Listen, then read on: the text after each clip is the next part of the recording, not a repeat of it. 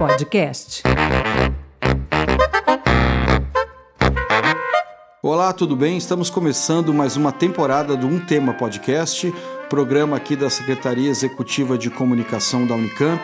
Eu sou Fábio Galassi, jornalista, e vamos para mais uma jornada de entrevistas com professores, pesquisadores e autoridades em geral nos mais diversos assuntos. Sejam todos muito bem-vindos. Hoje falamos com o professor e pesquisador Paulo Roberto Rakoski.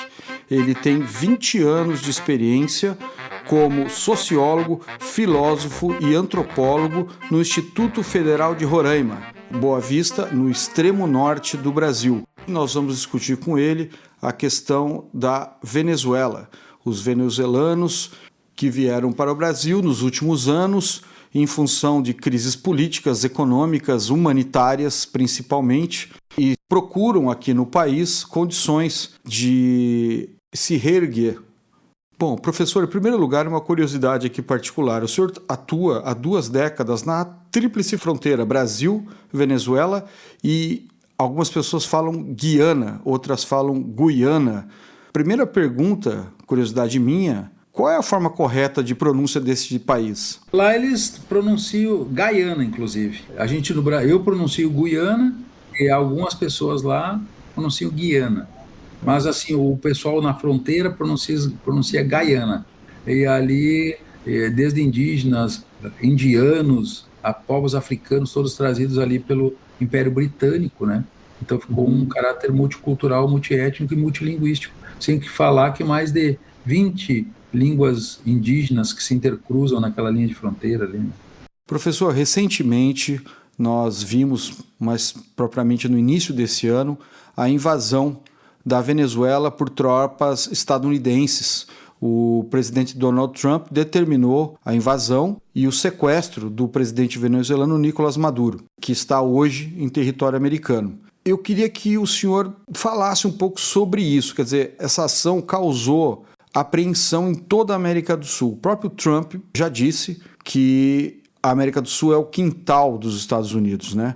E nós temos várias questões. Tem a Colômbia logo ao lado, que é a questão do narcotráfico. A gente sabe que a Venezuela, a primeira justificativa foi o narcotráfico, mas depois o próprio Trump admitiu que o interesse é único e simplesmente no petróleo venezuelano. E lá do brasileiro nós temos a Amazônia, né, brasileira. Esse temor, né, de uma possível internacionalização da Amazônia. Será que precisamos temer esse tipo de coisa? Qual é o cenário hoje lá, já que o senhor está muito próximo dessa situação? O que o senhor vivencia lá? Qual que é a sua visão de tudo que tem acontecido recentemente? Bom, são fenômenos, né, que nos colocam sempre à prova. Primeiro porque, politicamente, sabia-se que haveria um embate do governo da Venezuela, que depois que terminou o acordo de Ponto Fijo, né, que era um sistema de alternância de poder da alta burguesia e das elites petroleiras e ricas de famílias estadunidense, californiana e texana na Venezuela. Então, funcionou entre 58 e 98, mais ou menos, né? Esses acordos políticos. Alguns dizem que desde 58 a 88. A partir de 88 começou a ter algumas crises internas cíclicas na Venezuela, o índice de corrupção desses governos que extraíam petróleo, até que surgiu uma figura que foi o Chávez, né? Que foi ele, junto com os militares, uma posição que eles chamam bolivariana, como Bolívar, como elemento libertador da autonomia da Venezuela. Diga-se de passagem, esse movimento ele era tido como patriótico e nacionalista, né?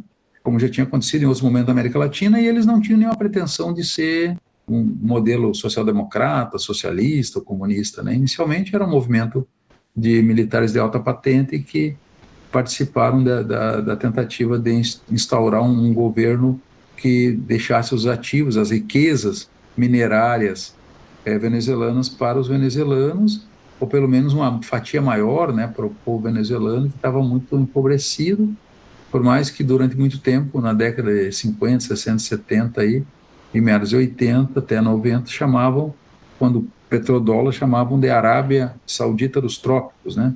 Claro que a elite rica passou muito bem durante muito tempo, inclusive incorporou o estilo de vida texano, californiano, né? Não no americano geral, porque os Estados Unidos é muito amplo também, tal como o Brasil. Mas os carrões, beberrões, caminhonetões, tudo era grande lá. Até é difícil se voltar a ter uma certa normalidade. O suco de laranja é grande, o sabão, os produtos alimentares, tudo. Bem aquele estilo do consumismo estadunidense, né? E aí o estilo de vida texano-californiano, né? Muito do fruto da imagem do petróleo, caminhonetões, carrões, essa coisa toda. Então, assim, depois com o embate do Chaves, ele foi derrotado, foi preso, né? Isso instigou entre os militares que havia um grupo interno em conluio, um jogo de interesses capital internacionais, né? Todos os cartéis, oligopólios, monopólios, que eram anti-venezuelano, né? Anti no sentido de que não nem transferir a riqueza para a população, os capitais iam tudo embora, aquela coisa, né? Metrópole e colônia. Aconteceu que depois, numa outra oportunidade, Chaves se colocou como candidato a presidente e via eleitoral e foi eleito, né? Aí houve a tentativa de golpe, sequestraram ele, né? Mais ou menos como a situação do Maduro. Só que aí, naquele momento, havia um calor das emoções da pós-eleição, com a vitória dele, que estavam sequestrando para matar um líder nativista venezuelano, né? Um homem que pudesse dar o sentido existencial da Venezuela, né? Porque a Venezuela estava aí atrasada em agricultura, pecuária, segurança alimentar, importava todos os alimentos, inclusive para o estilo de vida, né? Você chegava lá, eu tive a oportunidade, não tanto na opulência do período dos anos 60, 70 e 80, já peguei em 90, já peguei meados de 2000, 2007, 2008 e à frente, então ainda tinha muito essa coisa, né? Os alimentos eram tudo importados e tal. Então aí eles queriam gerar uma autonomia na Venezuela, nesse setor tecnológico industrial, siderúrgico, e que o setor minerário, principalmente petróleo, gás, diamantes, que vale muito, né, e ouro, pudesse ficar com a Venezuela para fins de administração coletiva e tal, pudesse repartir mais essa. E aí ele foi preso por ter essas ideias aí, né? Que acabou se tornando eleito. E houve uma mobilização nacional em todos os rincões da Venezuela e tiveram que devolver ele o poder, né? Aí ele governou, né? Até que teve um câncer, né? E aí ninguém sabe se foi envenenado com plutônio, tá? Tem vários argumentos na linha de fronteira. O que aconteceu? Um era um homem saudável, de uma hora para outra ficou doente e morreu, né? Aí precisava deixar um sucessor, deixou o Maduro. O Maduro, ele era, digamos assim, não era um militar e não era algum dirigente político orgânico, né? Ele era um motorista de ônibus com alguma base sindical ali e tal, e acabou que aquela história, como vice, né? A brincadeira que se tem é que o poder caiu no colo, né? Como várias nações, né? De uma hora para outra. Então, a partir daí começou o problema, né? O bloqueio estadunidense já tinha começado com Chaves. Primeiro, o sequestro dos ativos, bens, né? Depósitos de ouro, de dólar, euro que estavam em outros bancos internacionais, que foi sendo bloqueado, e depois a impossibilidade de comprar produtos para a manutenção da estrutura da extração petroleira e minerária, né? E petroquímica e tal. Isso empobreceu rapidamente, cerca de 5 anos, a população empobreceu, foi perdendo a qualidade de vida, mas teve muitos projetos de moradia e distribuição de renda, né, internamente, barateamento da gasolina, dos combustíveis em geral, do próprio gás. Em algumas situações as pessoas nem pagavam pelo gás. E o tal da Política Nacional de Vivendas, né, que é a criação de casas populares, porque a população que foi migrando das zonas periféricas rurais e o êxodo foi muito para a capital da Venezuela e foi gerando um cinturão de favelania, né? Então começou a ficar bem complicado, né? Principalmente a Venezuela, mas as metrópoles ali de modo geral. Aí teve uma política de habitação, aí os Estados Unidos né? Os Estados Unidos, a própria burguesia interna, foi gostando dessa ideia, né? Eles tinham muita ideia de Cuba, da União Soviética, né? Do leste europeu. Aí estavam reclamando que estavam cerceando as liberdades de especulação financeira e tal. Todos esses fenômenos foram sendo marcados e Maduro, após a morte de Chávez, passou a ser atacado 24 horas por dia, né? Então, o governo dele se tornou inviável, consequentemente isso houve uma, uma ação mais enérgica, talvez até tirânica do governo, consequentemente a isso foi perdendo apoio internacional e foi tiranizando a situação da população. Essa população, em condição de miséria e fome, começaram a se deslocar. Primeiro para a Colômbia, alguns faziam uma cruzada para o Panamá, e as famílias ricas, né, a elite burguesa dessas áreas que geram riqueza, minerária, petrolífera venezuelana, começaram a ir para Estados Unidos, principalmente a região de Miami, né, e outros lugares dos Estados Unidos, Nova York, enfim, quanto mais dinheiro tu tinha, tu podia escolher. Aí foram para a Europa, Londres, Paris e tal, e depois muitas famílias com recursos mais intermediários foram para a Espanha. Aí depois foi caindo, né, até que chegou na população classe média e tal, né, as pequena burguesia começaram a ir para os países hispanos-falantes, né. Aí, de uma hora para outra, descobriram que havia um estado no extremo norte do Brasil chamado Roraima, que havia uma passagem, né, assim, e aquele lá foi fazendo um corredor de pessoas, né, êxodos, as pessoas caminhavam milhares de quilômetros com suas famílias até chegar no ponto da linha de fronteira em Santa Helena de Alhém, na Gran Sabana, né, na região ali do Monte Roraima, e aí tem uma passagem terrestre, né, e eles chegavam na cidade de Pacaraima, como tu comentou, e consequentemente ali tentavam refúgio ou asilo político, quando a questão era a declaração de perseguição política. E a migração, o processo migratório, né, a gente que tem um estudo sobre isso e alguns que têm familiares da migração indo-europeia organizada na colonização no Brasil, sabe que a migração funciona em rede, né? Aí depois, até mesmo para você ir para ser deslocado, em outros pontos do Brasil, tu vai trazendo o parente, o primo, mãe, irmão, vai trazendo, né?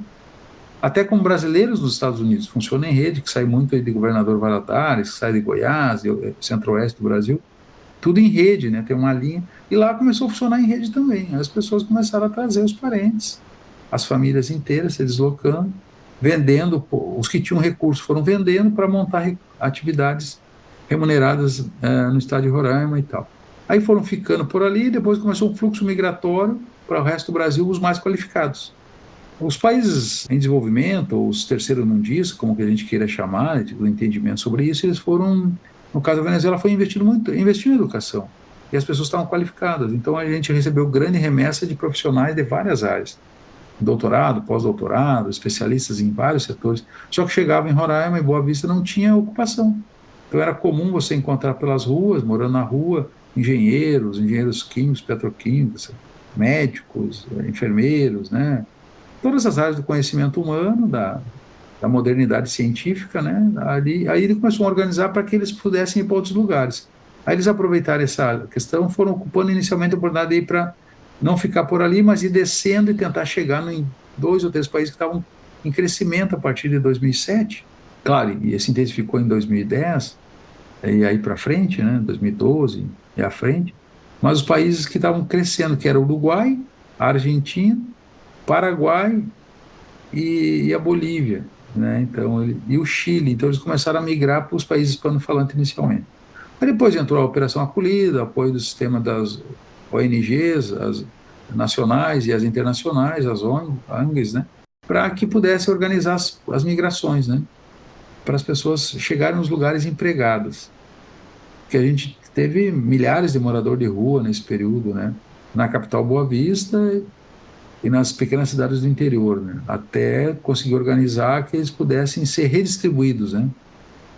Qualificados ali, e como eles tinham qualificação, a primeira leva os qualificados colocaram, e foi, né? Até que começou a ter um esgotamento e um empobrecimento maior das populações, e a partir de 2010, 2012 começou a migrar, 2013, 2014, populações já com baixa renda que tinham perdido o apoio governamental, né? E aí que eles chegando na linha de fronteira, começaram a documentar, né, com CPF, carteira de trabalho, eles começaram a se colocar em todos os trabalhos possíveis e braçais. Aí houve uma forte exploração de mão de obra, né, aí forte fluxo de prostituição, e já vinha em rede desse próprio fenômeno da migração, né, prostituição de rua. Aí começou a entrar mais questão de tráfico de armas, tráfico de drogas, as coisas começaram a se cartelizar, né? E o Estado Nacional Brasileiro demorou para ter um controle fronteiriço, né? Tanto que a obrigatoriedade de vacina não passou, não tinha um controle sanitário, né? Às vezes a gente fica meio assim para falar, mas a palavra é essa, né? Um controle sanitário para as pessoas entrassem e pudessem ficar saudáveis, convivendo saudáveis, né? Sem risco de doenças que estão, poliomielite, por exemplo, né? Aí foi muito difícil, porque não tinha uma política nacional para isso, né? E não tinha uma política nacional de identificação de pessoas também, né? Então, aí começou a entrar todos os tipos de seres humanos, né? Aí a criminalidade aumentou, a vida começou a ficar inviável, porque o estado de Roraima só tem 15 municípios, né? E até então era o estado com menor índice populacional do Brasil, ainda é, né? E aí, claro, de 1.000 em 1.000, a gente teve 10.000, 100.000, e alguns dizem que passou pela linha de fronteira 1 milhão de pessoas, né? Claro que o maior peso de migração foi para a Colômbia, né? Foi para a Colômbia, que também é uma passagem a pé, né? Então lá para a Colômbia foi em torno de 3 milhões de pessoas. Então ali, aí passou as pessoas a fazer um debate, olha, não cabe um país dentro de um estado, né? Porque então os dados é que a Venezuela tinha 27 milhões de habitantes, né? E já tinha entrado ali mais de 600 mil pessoas na linha de fronteira, né? E deslocados da Venezuela devido aos bloqueios econômicos e à própria incapacidade administrativa governamental do governo venezuelano, em especial do Maduro, é, tenha saído da Venezuela em torno de 5 milhões de pessoas, alguns estimam que até 7 milhões, os mais pessimistas aí acham que tenha saído 8 milhões de pessoas, né? Então foi um êxodo, a gente usa o argumento para que todos entendam, né, um êxodo bíblico, né, o êxodo bíblico, né, aquela coisa virou uma situação meio apocalíptica, né, aquelas multidões, que não é uma experiência nossa, da nossa geração, que nós estamos distantes da Segunda Guerra, né, estamos bastante distantes da Primeira Guerra, estamos muito distantes da imigração organizada europeia para o Brasil, né, chegavam milhares de pessoas em navios, a metade morria, a outra metade ganhava terras, lotes. No caso diferente de São Paulo, que foram trabalhar nas fábricas, né? No café, depois nas fábricas, né? Na manufatura. Mas, por exemplo, no Rio Grande do Sul, Paraná, em Santa Catarina, em Espírito Santo, ali foram populações que nem todos tinham habilidades rurais, foram trabalhar no campo, ganharam lotes, né? E morriam que nem mosca. Então, aquele período que, né, nos 800, aí a partir de 1824, no Brasil, né, que cessou no começo da Primeira Guerra, né, depois no começo da Segunda. Claro que a gente não tem essa experiência, a gente lê, estuda, vê documentários, poucas fotos e tal, mas essa experiência do fenômeno que nós só vimos nos países africanos em conflito, no Oriente Médio ou na Europa do Leste, né, a gente passou a ver no quintal de casa, né, ver no portão da casa, né, tu vê o fenômeno acontecendo, tu sendo testemunha ocular da história, e só sendo testemunha mesmo, né? Porque o que fazer, né? A população se mobilizou muito, se compadeceu nisso, o povo roraimense, o roraimado, né? O povo que está lá, né? Essa população se compadeceu muito. Eu queria que o senhor explicasse então o que é o roraimado. As categorias que o próprio roraimense cria, né? O roraimado é aquele que está apaixonado pela vida em Roraima e toma água do Rio Branco e não vai embora, ou se vai embora depois volta, né? E aí às vezes cria raízes, se namora e constrói famílias e tem filhos e fica um roraimado, né? Então ele é um cara que fica devotado ao espírito de Roraima, né? Da ancestralidade, né, em Roraima lá, e passa a defender aquele lugar e tal, como o seu. Então, são categorias assim do antigo bairrismo brasileiro, ou ainda do atual bairrismo brasileiro, que vão criando categorias, né? Que é o forasteiro, né? Inicialmente, eu já fui forasteiro, né? O aventureiro, passei a categoria de roraimado, hoje eu sou roraimado, né? De certa forma, o senhor também é um imigrante em Roraima. Sou um migrante. Então eu nunca me coloquei contra, as pessoas me instigavam a falar contra. Eu falo, eu sou neto e bisneto imigrante. Porque eles queriam uma categoria, vou usar o termo para que todos possam entender, uma categoria científica. Que um pesquisador, um professor, um cientista social pudesse dizer que é ruim, que essas pessoas são más, né, que não são humanos, tipo animalizar o processo do êxodo, da migração e tal, né? Aí eu falei, olha, eu não posso, primeiro porque eu tenho juramentos na minha profissão, né? Eu tenho juramento lá nas ciências sociais, na antropologia, na sociologia, na ciência política, né? Na própria formatura da filosofia e tal. Então eu tenho princípios, eu não posso trair meus princípios, senão eu vou me desumanizar e eu vou dizer, olha, na questão de ordem pessoal, eu tenho essa questão de ser neto e bisneto de imigrantes, tem uma migração ali na linha de fronteira, Uruguai e Argentina, no ambiente familiar também, e eu estou na condição de imigrante aqui em Roraima. Aí eles ficavam pensativos, né? Mas ficavam incomodados, né? Tanto que eu falei para ti, que antes da gente começar a gravar, que durante muito tempo o pessoal dizia que se perguntavam se eu era ongueiro, né? Até eu entender o que era um ongueiro, né? Que era aquele sujeito que trabalha para as ONGs, né? Antes ainda da migração, né? Porque eles ficavam meio assim, eles criaram algumas categorias, né? Que o sujeito tivesse lá barba longa, cabelo longo, fosse mais despojado, tivesse alguma qualificação técnica, pudesse ser um ongueiro, né? Um cara que tipo estava querendo mapear a Amazônia, querendo internacionalizar a Amazônia. Aí tem várias teorias, inclusive da conspiração, tem uma série de elementos aí politicamente usados, até eu provar que eu não era um ongueiro, né? Que eu era um brasileiro nato, nem era naturalizado, era brasileiro nato, né? Já em segunda, terceira geração, quarta geração de outros segmentos familiares, e o outro de núcleos familiares desde os 600, 700. Né? E professor, quer dizer, a gente está falando de uma questão humanitária, temos as dificuldades inerentes à presença dos venezuelanos aqui, né, os que vêm em larga escala, que é a questão da dificuldade da inserção no mercado de trabalho, eles passaram pelo drama de uma possível separação familiar, então eles vêm para cá na busca de uma reunião, de certa forma, familiar num ambiente mais estável. Mas nós também temos a questão que não pode nunca ser esquecida, que é a questão do preconceito, né? Existe um preconceito muito grande em cima dos venezuelanos que vêm para cá, principalmente os de baixa renda, né? Os que vêm atrás de trabalho braçal mesmo. Então, em função do que está acontecendo agora, dessa busca por uma segurança ou de uma estabilidade, o senhor acha que isso pesa também, a questão do preconceito em relação aos venezuelanos aqui no Brasil? É que nem aquela história, eu acabava me colocando à prova profissionalmente, né? Mas também me colocava naquela questão de ordem particular, que era a minha história de vida, eu tornava público, né? Tem gente que não gosta de fazer isso, né? Mas eu tornava público para contar a história do Brasil, que o brasileiro também não conhece, né? Para tentar reduzir o preconceito, a xenofobia, o racismo, né? Porque tem afro-venezuelanos, né? Também, eles não queriam, durante muito tempo, a sociedade, de modo geral, brasileira, né? Não só ali, em outros lugares, não queriam mais índios no território, né? Não queriam negros. Tem o afro-venezuelano e tem os povos tradicionais indígenas que adentraram também, né? Porque eles o território deles era anterior à questão da demarcação fronteiriça e eles foram se deslocando também, né?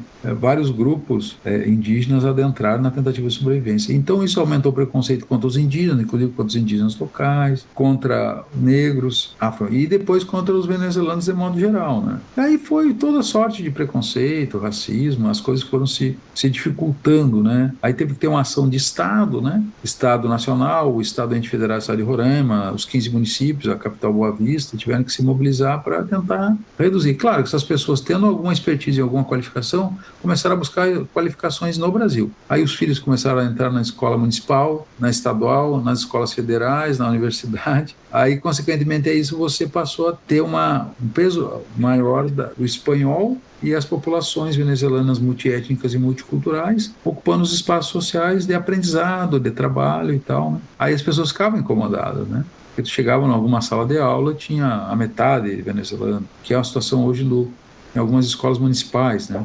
De filhos de venezuelanos. E agora já tem filhos de brasileiros com os pais venezuelanos, que eles falam espanhol em casa e são brasileiros, já, nato, né? Então são esses processos, aí as pessoas se incomodam. Mas o que elas passaram a se incomodar? Pouca violência urbana, aí aumenta o preconceito, o racismo, a xenofobia, discriminação.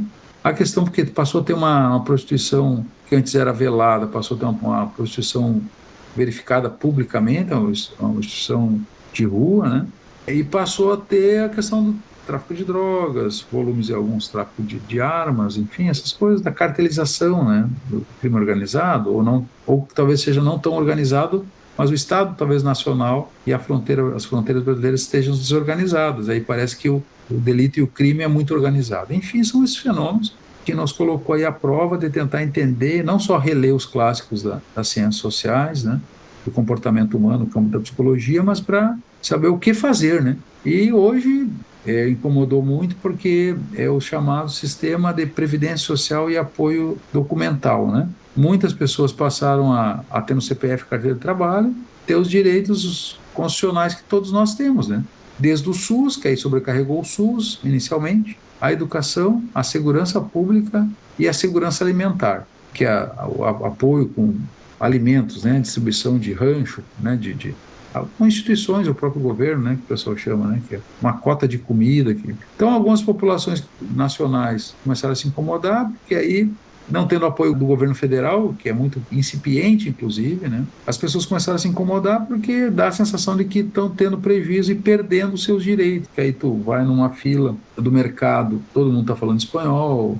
Tu vai no hospital, 90% dos pacientes ali para ser atendidos são hispanofalantes, né? Porque veio pessoas qualificadas inicialmente, depois mestrado, doutorado, né? PhD, cursos técnicos, depois foi diminuindo, e começou a ter um volume de pessoas que aquelas, em todo o fenômeno migratório, ou o fenômeno próprio interno do país, no caso do Brasil, que é aqueles que são as questões de vulnerabilidade. Aí tu vê, começou a entrar muito idosos, muito cadeirante, muito PCD, muita criança, muita gestante, que são os ciclos de vulnerabilidade, né? Então, aí o que acontece? Pela legislação, eles começaram a ter BPC, aposentadoria, apoio médico institucional e tal, e aí aumentou muito o preconceito, porque, digamos assim, virou um cobertor curto, né? As demandas internacionais dos órgãos internacionais para dar o apoio do problema criado pelo bloqueio econômico e pela má administração do governo da transição Chaves-Maduro, depois do governo Maduro, não tinha o que fazer, né? Faltava grana, faltava dinheiro,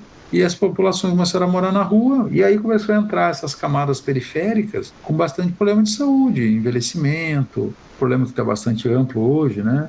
Que são os PNEs, né? Por exemplo, o mais famoso de tudo isso é o autismo, né? Crianças que precisavam de apoio institucional. E aí os brasileiros, assim, né? Brasileiros que se colocam, então, enquanto entidade pátria, né? Então os brasileiros começaram a verificar, ó, não vai ter para todo mundo, então, né? A gente vai ter que... Aí começaram a pressionar os políticos. Hoje eu acho que 90% dos políticos se colocam contra a migração, né? Talvez 90% da população também, por conta desse fenômeno, né? Se fosse, por exemplo, se a migração tivesse um grande apelo e tivesse um grande resultado econômico, todo mundo ia gostar, ia aplaudir e tal. Agora, claro, isso aí é por conta também tem um fenômeno midiático, tem hoje com as novas tecnologias, as redes sociais, então tem muito famoso da teoria do envenenamento do poço, né?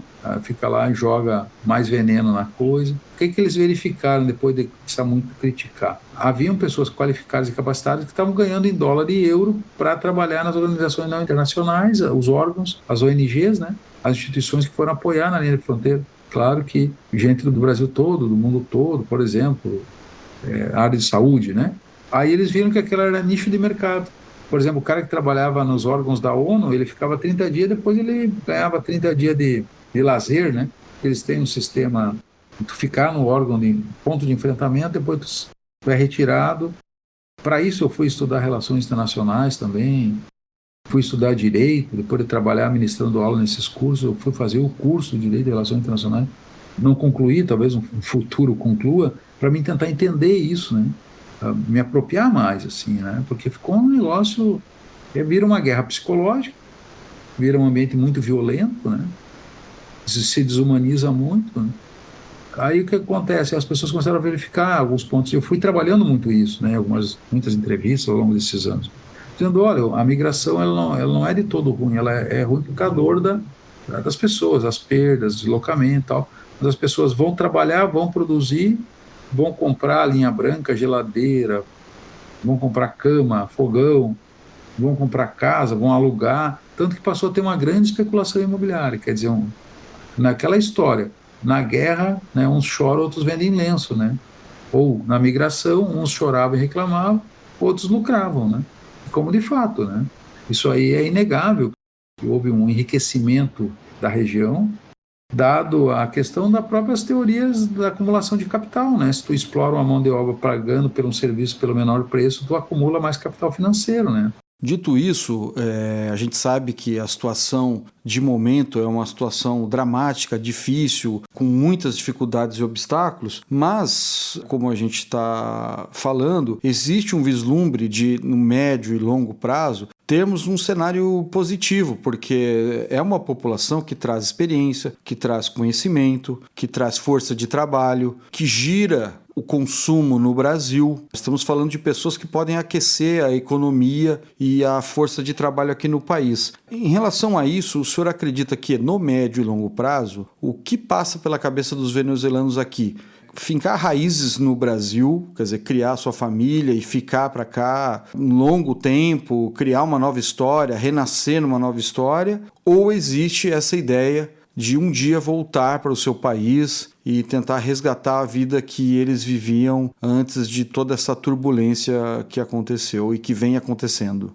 A gente não tem bola de cristal, mas para fazer muita escuta e ter já alunos no ensino médio técnico e superior venezuelanos, o que acontece? Eles já estão na condição de brasilidade, né? De brasileiro naturalizado e se reafirmando, né?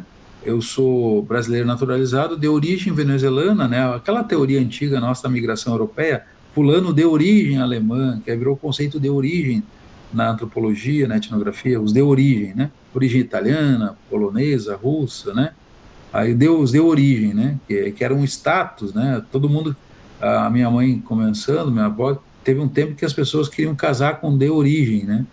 Que tinha a ideia do labor e do trabalho, né? Porque antes havia preconceito com a migração, nos 800, nos 900, né? Eu nasci no Rio Grande do Sul, né? Mas depois, com o passar do tempo, positivou o migrante com a ideia do labor, né? Do Arbeiten, da questão do trabalho, né? Que é muito trabalhador, progride materialmente, aí todo mundo queria casar com alguém de origem, né? As populações fronteiriças, né? Aí as colônias mistas queriam casar com alguém de origem. Ainda não positivou de tal maneira hoje com a migração venezuelana, né? Vamos casar com de origem venezuelana, que a gente vai progredir materialmente, vai incorporar novas experiências ancestrais, genéticas, culturais e do mundo do trabalho, né? São laboriosos. Tanto que tem preconceito de que o guianense, ou guianense, né, ele é mais trabalhador e o venezuelano, ele não é tão trabalhador. Que o haitiano, na condição de que tem fluxo, nós temos mais no estado de Roraima, que é o chamado migração da invisibilidade, né, nós temos mais de 54 nacionalidades, passam naquela linha de fronteira. Nós tivemos uma forte migração haitiana. Mas se falou muito que os haitianos chegavam pelo Acre. Mas lá tivemos uma forte imigração haitiana. Tanto que a gente ouve o francês crioulo pelas ruas e tal. Aí se tem a ideia na sociedade circundante que o haitiano é mais trabalhador, mesmo sendo um afro-haitiano, né? A maioria da população é negra no Haiti. Então eles são mais trabalhadores do que o venezuelano. O venezuelano é uma espécie de... Eu acho que é um espelhamento, né? O que eles usam de argumento, né? Que o venezuelano é malandro. Tipo a malandragem carioca, a malandragem brasileira e tal. Talvez em comum, né? A gente, antropogeneticamente e cultural, a gente tem a latinidade, né? Com esse espelhamento, a população local gosta muito, né? De se ver naquilo, né? Porque já tinha casamentos mistos, isso é importante ressaltar, já tinha casamentos mistos de venezuelanos com brasileiros. Tinha milhares de brasileiros que moravam na Venezuela no período de opulência, tinham investimentos, tinham famílias, casavam lá, casavam no Brasil, né? Então havia famílias mistas, né? Havia família doble chapa, né? O que fala lá no Uruguai, na fronteira lá, né? Mas as famílias binacionais, né? Binacionais. Assim como tem muitas famílias estadunidenses venezuelanas, principalmente da região do Texas, da Califórnia, pela atração petrolífera, da região de Miami, né, e tal. Mas é essa a ideia, o fenômeno ele acontece, né, mas ainda não positivou o mundo do trabalho para dizer que eles são importantes e tal, que eles estão construindo a sociedade também, que eles estão sendo empresários, pequenos trabalhadores no setor do comércio. E aquele que entra sem nada, ele entra com a mão de obra. E a mão de obra é gerador de riqueza. Só que como as pessoas não entendem as categorias do mundo do trabalho, as categorias sociológicas, né, as categorias econômicas no campo da economia política, ou as teorias clássicas, né, uma fonte de riqueza é a mão de obra, principalmente quando tu cai a metade do custo por esse trabalhador, aumenta a renda do empresário, do comerciante, né, do dono do empreendimento, por pegar trabalhadores pelo menor custo, né? ou trabalhadores avulsos, né, trabalhar na diária, que eles chamam, né? Enquanto os seres humanos estão vivos, eles estão gerando riqueza, né? Eles estão consumindo, claro, eles precisam da ajuda inicial, isso é verdade, né? E, claro, tem fenômenos pontuais, assim, que negativou também, que é difícil, por exemplo, a aposentadoria BPC, né? Muita gente foi lá, criou-se uma rede de aposentar pessoas, as pessoas voltavam para a linha de fronteira e vinham receber o dinheiro do Brasil. Aí, próprios profissionais brasileiros ajudavam a aposentar, inclusive advogados e tal. Aí teve um problema do escândalo, se pesquisava encontrar os escândalos nacionais disso, né? Aí sobrecarregou Previdência Social, INSS e tal, né? Por conta disso. Isso aí também, às vezes, não colabora muito para positivar o mundo do trabalho, competência, a expertise desses povos, né? Então, o preconceito ele é mantido devido a quando a população identifica que ocorre uma ruptura da institucionalidade num outro país e traz um dano para a organização social do país que eles estão entrando, porque não está preparado para o fluxo migratório, né? E aí, como tu perguntou, efetivamente, para fechar a ideia, de que eles não têm vontade de voltar. Porque eles já, tanto que no dia 3, quando bombardearam Caracas, né, algo até então não se pensava que seria dessa maneira, né, mas enfim, se pensava numa revolução colorida, um pressionamento das massas nas ruas, alguma coisa nesse sentido, mas o bombardeamento ali, todo o fenômeno que aconteceu, do ponto de vista militar, e as pessoas, por mais que a grande mídia brasileira dizia, não está entrando ninguém, né? Aí milhares de pessoas estavam passando a fronteira com as suas malas. Aí foram algumas verificações, eu estava lá, agora eu estou aqui no Rio Grande do Sul, mas aí, o que elas estão? Elas estão voltando com suas malas e famílias, porque elas têm casa já em Boa Vista, elas têm pequeno comércio, elas têm emprego, elas estavam de vacation, né, de férias. Eles usam o termo vocaciones, né, que é férias, estavam em férias. Né? Eles usam um termo corruptela entre o espanhol e o inglês, né, que estão dizendo que estão de férias. Né? Às vezes férias curtas, pequenas, foram passar Natal e Ano Novo. Como o ataque foi o dia 3, quando eles acordaram e viram que poderia escalar, o pessoal começou a pegar e a atravessar a fronteira, né? De vários pontos. Claro, demorou 3, 4, 5, 6 dias depois do dia 3, uma semana, passando, voltando, né? Já com uma identidade pátria binacional, né? A ideia o Brasil me acolheu, o Brasil tem dificuldades de preconceito, mas é um país que me acolheu, me deu oportunidade, estou lá bem, aí começou a voltar. O senhor percebe que existe algo no tipo de uma segunda migração dentro do Brasil? O senhor percebe que os venezuelanos que entram no país, eles buscam outros locais, quer dizer, existem destinos preferenciais, eles vão onde tem mais trabalho, eles vão onde tem mais abertura, mais receptividade. Existe essa questão do primeiro obstáculo que é entrar no Brasil e do segundo obstáculo, que é se estabelecer no lugar que os receba da melhor forma possível e com as melhores condições? Sim, já teve a segunda e já teve a terceira. A segunda, a entrada de fronteira, é os países hispanofalantes. Entra por Pacaraima, passa por Roraima, vai a Manaus, que dá para ir a pé, né, em ônibus, em carona. Teve populações que andaram milhares de quilômetros a pé, parece até estranho falar uma realidade dessa. Aquilo que a gente só via na TV das guerras, deslocamento em outros lugares. E aí, a partir de Manaus, fizeram um outro volume migratório, foram buscando para os países hispanofalantes, principalmente aqueles que estavam com índice de crescimento alto, que é o Paraguai, o Uruguai, a Argentina, a Bolívia, né, o Chile. Eles verificaram que talvez internamente no Brasil eles fossem para as regiões metropolitanas, que sofreriam menos preconceito e mais oportunidade profissional, porque ainda tem várias formações técnicas e de todos os níveis, né? E aí procuraram muito São Paulo, né? Essa linha do centro-oeste e do sudeste. Eu não vejo falar muito que eles vão muito para as capitais do Nordeste, por exemplo. Tem capitais metropolitanas, né, um grande apelo de desenvolvimento, como Recife, Natal, Fortaleza, né. Eles não se fala muito que eles vão para esse eixo Rio-São Paulo, Brasília, Rio-São Paulo, Brasília, né. Principalmente São Paulo. São Paulo é um polo atrativo, e o Rio de Janeiro, mas São Paulo por conta da empregabilidade. E aí, claro, que a gente sabe que as Américas, do ponto de vista geográfico, ela é muito grande, o Brasil é um país continental e tal, mas assim eles vão verificando onde é que tem ponto de maior aceitação e empregabilidade para eles se colocarem, né? Porque do ponto de vista fisionômico, Eles vão andando pelo Brasil, só que se eles falarem, tu vai ver que estão falando espanhol. Por exemplo, se eles ficarem numa linha de fronteira, Uruguai, Argentina, Paraguai, Bolívia, vão passar despercebido, né?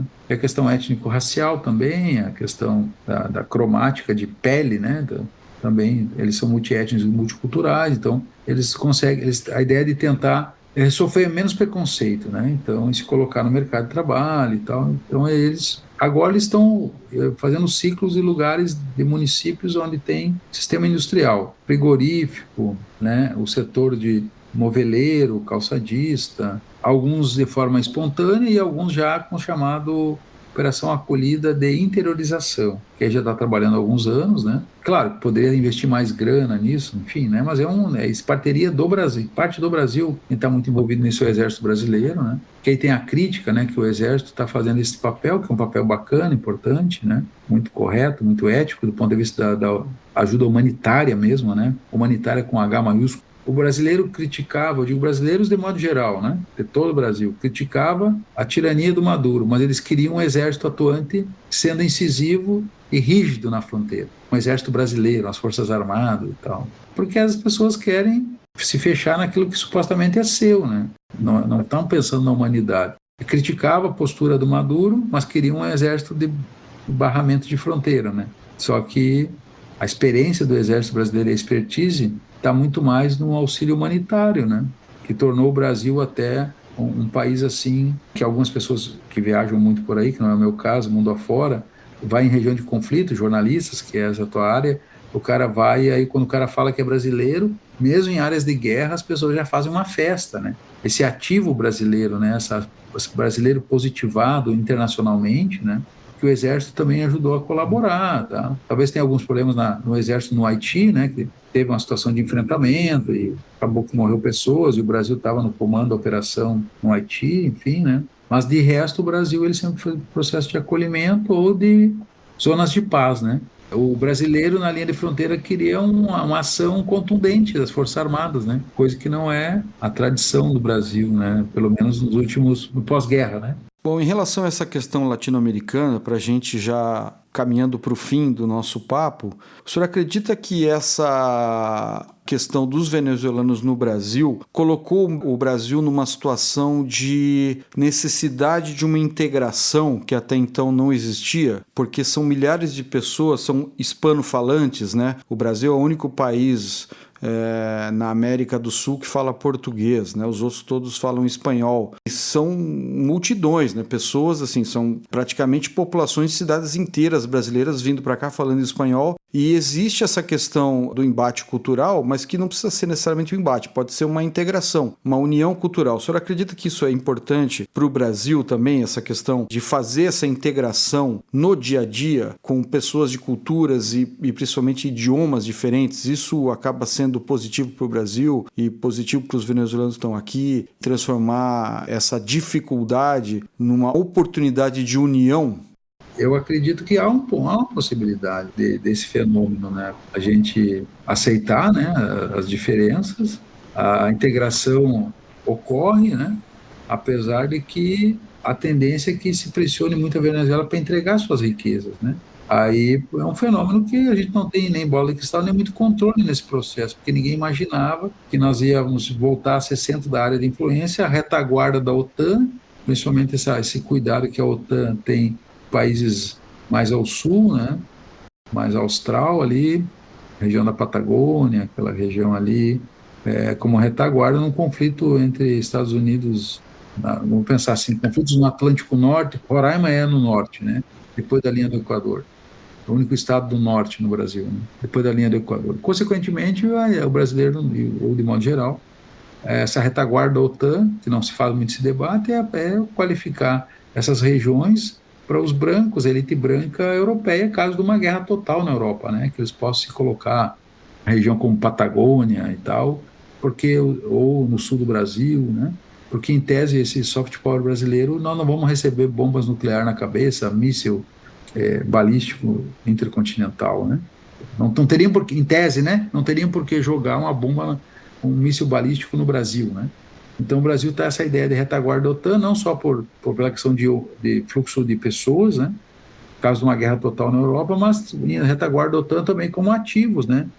Minerário e produtos e serviços e tecnologia para produzir, no caso de uma guerra, produzir para a OTAN, né?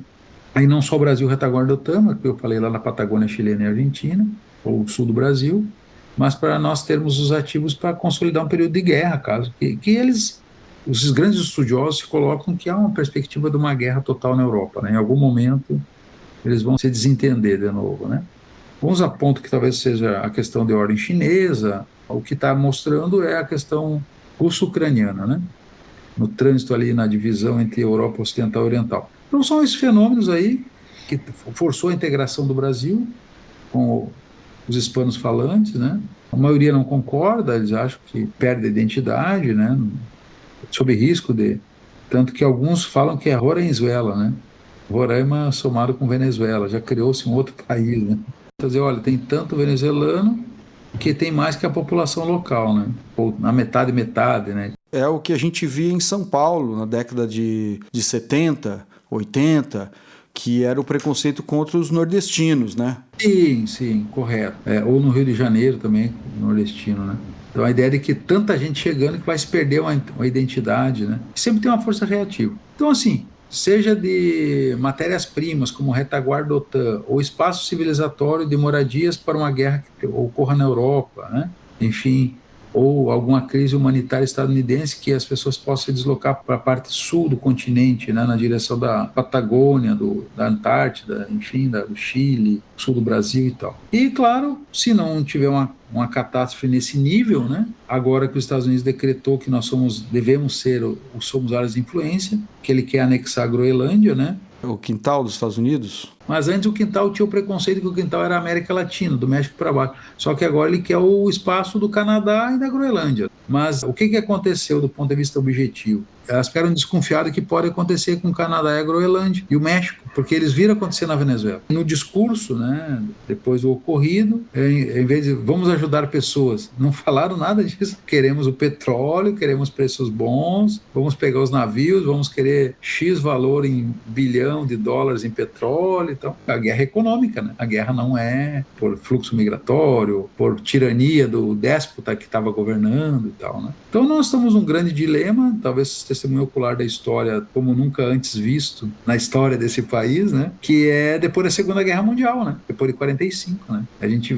vai testemunhar aí essa forte pressão nas Américas por uma certa hegemonia do destino manifesto estadunidense, né? Que eles querem ficar com o cetro lá do destino manifesto. O povo escolhido para governar, né, da humanidade, né, o melhor dos humanos, aquela coisa toda. Claro, e politicamente as velhas doutrinas, né? Doutrina Monroe, doutrina do Big Stick, né, do porrete, conversar sempre, mas com um grande porrete na mão, né? Ou a América para os americanos, né, da doutrina Monroe.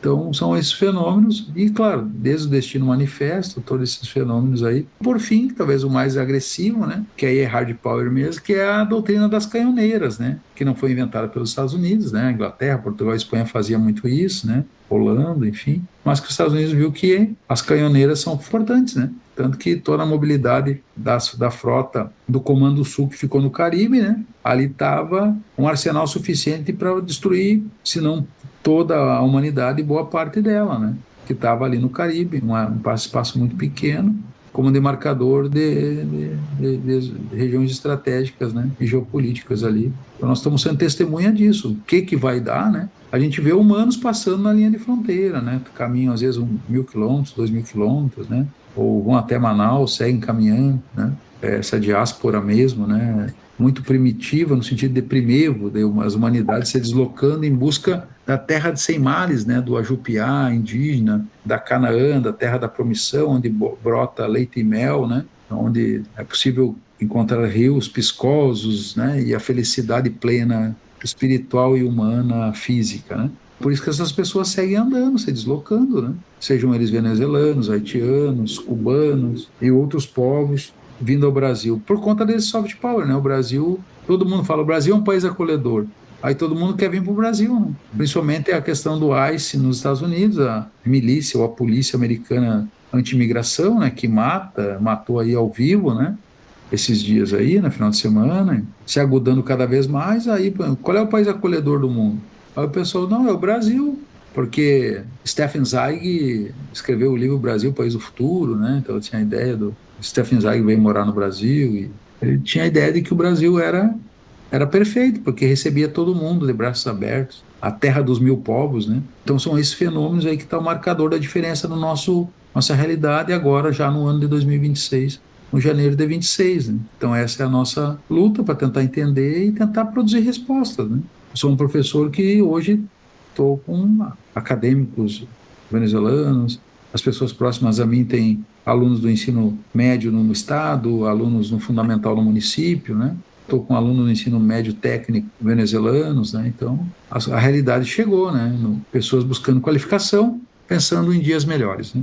Lembrando, né, que o senhor vive há 20 anos na região. Queria que o senhor falasse um pouco sobre a sua experiência pessoal, porque uma coisa é estudar, refletir e acompanhar, debater sobre o tema. Outra coisa é viver o tema. E como é que foi viver nessa região nos últimos 20 anos? Se o senhor tiver alguma história, alguma coisa para contar, seria bem interessante para nós aqui. Coincidentemente, eu levei Starlink no dia do bombardeio lá a Caracas. Eu estava no interior, eu estava sem comunicação. Aí eu acordei, a minha mulher me chamando assim, eu estava dormindo no outro quarto, chamando, atacaram a Venezuela. Aí eu acordei assim, saí meio espantado, que eu Aí já fiquei de pé, já lavei o rosto, já fui fazer um mate, era umas 6 e pouco da manhã que ela tinha me falado. Aí eu fui tentar entender como tinha levado até. Aí o pessoal começou a ligar. Quando deu 7h30, 8 horas, começou a ligar, mandar mensagem, para tentar entender o que estava acontecendo. Além do fenômeno do anterior ao fato, eu só pude expressar porque eu consegui levar para saber o que o fato tinha acontecido, né? Foi num sábado, né? Aí todo mundo querendo atualizar, né, o jornalismo ali da região, mas aí o pessoal conseguiu fazer uma boa cobertura, né? Eu creio que a gente conseguiu procurar ajudar a população a entender. Porque o que acontece, né? A população leiga tem muito medo, ela acha que eu passei a ter um certo cuidado, né? A gente acabei que eu não falei também, né? Que é o seguinte: antes eu falava que poderia estar na linha de fronteira em poucas horas 1 milhão de pessoas, né? O que de fato é verdade. Se atacarem a Caracas e a outras cidades, né? Quando vê, tem 1 milhão de pessoas na fronteira. Então, ninguém vai ficar esperando bomba cair na cabeça. As populações vão correr a pé para a Colômbia e para o Brasil. E se a guerra se intensificar, 4, 5 milhões de pessoas passam a fronteira, né? Não tem o que fazer, né? Se ocorresse mesmo uma decisão unilateral de bombardeio, facilmente tem em um dia 10 mil pessoas na linha de fronteira, 1 milhão de pessoas rapidamente fugindo de um ataque militar pesado com mísseis, né? Que não é botas ao chão, né? Você não precisa entrar em infantaria, só de bombardear cidades, quartéis, unidades de defesa e segurança da Venezuela, e as populações vão se deslocar, né? A única saída que eles têm é vir para aquela região, porque ali pro lado da Guiana é floresta, densa floresta, e a região do Amazonas, que tem uma fronteira com a Venezuela, é densa floresta também. Então, passagem terrestre é para Colômbia e para Venezuela, da Venezuela via Santa Helena de Orem, Roraima, né? Aí, claro, que antes a população vinha muito apreensiva a me perguntar isso, né, em alguns seminários, palestras, e o rádio, TV, eu não omitia, eu falava. Mas como bombardearam de fato, eu não estava esperando um bombardeio. Só que bombardearam e as pessoas ficaram apavoradas, né? Por isso que eu reafirmo que o risco existe. A gente tem que tentar acalmar as pessoas, né? No sentido de que contar a história dos fenômenos da humanidade, mas que ainda dá para consertar o que está errado, né? Se não bombardear mais, as coisas vão tentar reorganizar o país, os órgãos internos da Venezuela, a população vão parar de sair, né? Mas para voltar, né? Até numa entrevista eu falei, né? Que só voltarão quando eles voltarem a dizer agora não mais a Arábia Saudita dos trópicos, mas a Dubai dos trópicos. Antes não vai ter atrativo para eles voltarem, né? Ao seu país, que devido ao bloqueio da OTAN, da União Europeia, dos Estados Unidos, inviabilizou a vida na Venezuela, né? Esse é o grande dilema. A gente espera que não tenha mesmo bombardeio, né? A vida lá se tornará inviável. Aquela região vira região de guerra, né? De conflito, né? Tanto que eu tinha um irmão, que ele faleceu, a gente tinha os carros sempre abastecidos. Quando ficou muito intenso, a gente percebia, né? A gente falava, olha, se der algo errado aí, a gente pega os carros, entra para dentro, leva a família, cachorro e desce para direção a Manaus e de lá ver o que dá para fazer, né? Nós estamos no olho do furacão, né? Então eu tinha esse plano com esse meu irmão que faleceu. Porque já teve tensionamentos bem complicados, já teve fechamento de fronteira, no governo anterior teve muita instigação, né? Os caras tentaram entrar com caminhões na Venezuela, quase que deu uma tragédia, né? Os militares venezuelanos quase que abriram fogo, né? Os caras queriam que entrasse o Guaidó por ali, por Pacaraima, né? Para tomar o poder lá, como se fosse fazer um piquenique, né? Não sei o que passava pela cabeça do pessoal. Então a gente sabe, né? A guerra tu começa, mas não sabe quando termina, né? A gente espera que pacifique, que lentamente as coisas vão mudando, né? E a gente pode viver em tempos mais promissores ali e tal, né? Eu queria agradecer demais a presença do senhor. Foi muito importante termos falado com o professor Paulo Roberto Rakoski, professor, pesquisador, sociólogo, filósofo, especializado em educação, sociologia, etnografia, filosofia e antropologia, com 20 anos de experiência, lecionando, pesquisando, vivendo, formando família em Roraima, no extremo norte do Brasil. Ele é professor do Instituto Federal de Roraima, localizado na capital, em Boa Vista, e agradecer demais a presença dele por todo o conteúdo que nos trouxe aqui. Primeiro, né, agradeço, né, Fábio, a indicação do meu nome. Eu acho que quando a gente é lembrado, a gente tem que ter um sentimento de gratidão, é importante, um sentimento bacana, de lembrar do meu nome para poder falar essa experiência aqui. Quando eu me descobri, eu já era um ser humano com experiência para falar do lugar que eu estava, mesmo não tendo nascido lá, por já estar 18 anos naquele lugar e que os fenômenos estavam acontecendo e eu registrando, eu vivenciando, e hoje podendo falar com um certo garbo aí, com um certo domínio do conhecimento, porque as coisas aconteceram de forma inusitada, né? Eu fui para a região norte para trabalhar nas minhas áreas, mas não pensei que eu fosse ser testemunha do processo do fluxo migratório, do êxodo e dos enfrentamentos do extremo norte no Brasil, com a questão venezuelana na linha de fronteira Brasil-Roraima, Pacaraima, Santa Helena, né? Porque lá a ideia de que a gente vai do Rio Grande do Sul para o norte, para a Amazônia, a questão é o debate indígena, a questão da floresta, a questão agrária e tal, né? E acabou que foi migração, foi pessoas, né? Indígenas e não indígenas, né? Porque a gente também tem o fluxo migratório de indígenas venezuelanos, que são o Aral, né? Eles são populações nômades, né? Que também ficaram vulneráveis ali, então fenômenos nesse sentido. São essas realidades, né? Grato pela lembrança do meu nome aí e precisar à tua disposição.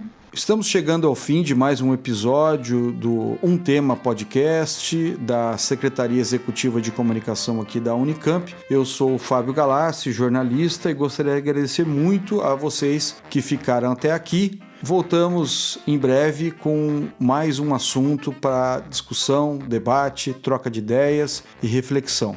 Até lá!